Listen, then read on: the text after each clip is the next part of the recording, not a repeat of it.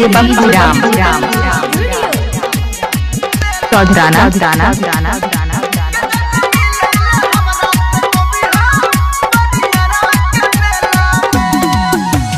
मौका दी है न धोखा कोनो झमेला में मौका दी है न धोखा गई कोनो झमेला में हमरा से अभी बरियारा के मेला में हमरा से अभी बरियारा के मेला में मौका दी है न धोखा गई कोनो झमेला में मौका दी है न धोखा गई कोनो झमेला में हमरा से अभी बरियारा के मेला में हमरा से अभी बरियारा के मेला में बप्पू राम का कॉन्टैक्ट मोबाइल नंबर आज 8476970003। हेलो के बजे छी डीजे बप्पू राम की हाल चाल है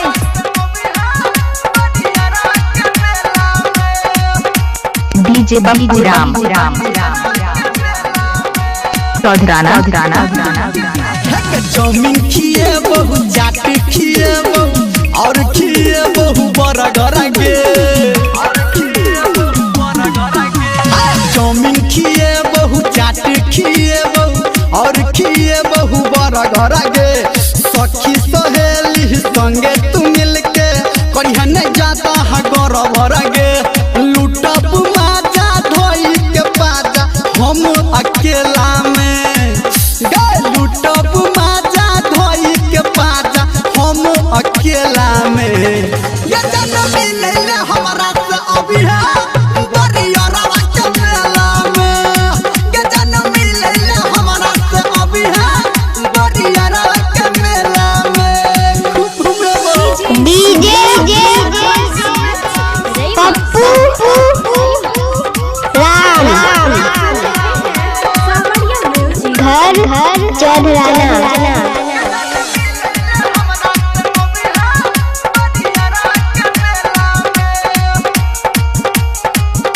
हेलो के बजे छी डीजे बप्पू राम की हाल चाल है अलता देबो फीता देबो कि न देबो होटल लाली के खूब लगे है अलता देबो फीता देबो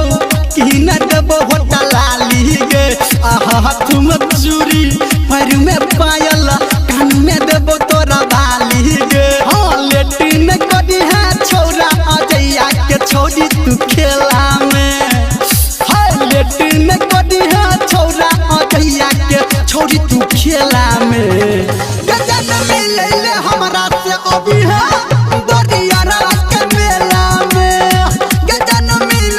हमरा से अभी बरियारा के मेला में बप्पू राम का कॉन्टैक्ट मोबाइल नंबर आज 8476970003। हेलो के बजे छी डीजे बप्पू राम की हाल चाल है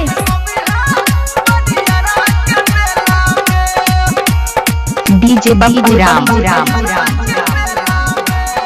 चौधराना आजा को है छौ नीतीश को है छौ संगे संगे राजसभा के फोन करबो नकुल को है छौ नीतीश को है छौ संगे संगे राजसभा के आ नीरज के संग में है राइटर सोनटू साक्षी डीजे बरियारा लागे छोरा निर्मलिया संजय गौतम कहवल बेला में छोरा निर्मलिया गौतम संजय कहवल बेला में